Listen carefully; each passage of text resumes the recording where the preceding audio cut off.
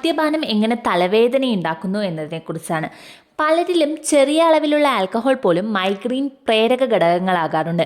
Migraine ഉള്ളവരിൽ 60% പേരിലും alcohol migraine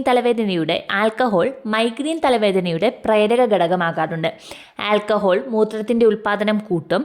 അങ്ങനെ കൂടുതൽ ഫ്ലൂയിഡ് ശരീരത്തിൽ നിന്നും നഷ്ടപ്പെടും.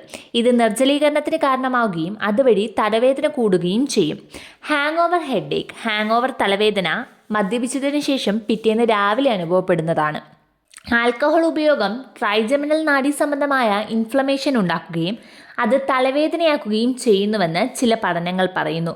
മദ്യപാനം ഒഴിവാക്കുന്നത് തന്നെയാണ് ഇത്തരം തലവേദന ഒഴിവാക്കാനുള്ള മാർഗം. മദ്യപിക്കുകയാണെങ്കിൽ അതിനു മുൻപും ആ സമയത്തും ശേഷവും ധാരാളം വെള്ളം കുടിക്കുക.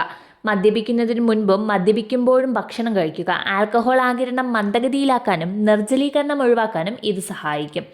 ഇങ്ങനെയാണെങ്കിലും ആൽക്കഹോളിൻ്റെ അളവാണോ തരമാണോ മൈഗ്രെയിൻ പ്രേരക ഘടകമാക്കുന്നത് എന്ന് സംബന്ധിച്ച് ഇതുവരെ ഉത്തരങ്ങൾ ക്ലിയറായി കിട്ടിയിട്ടില്ല.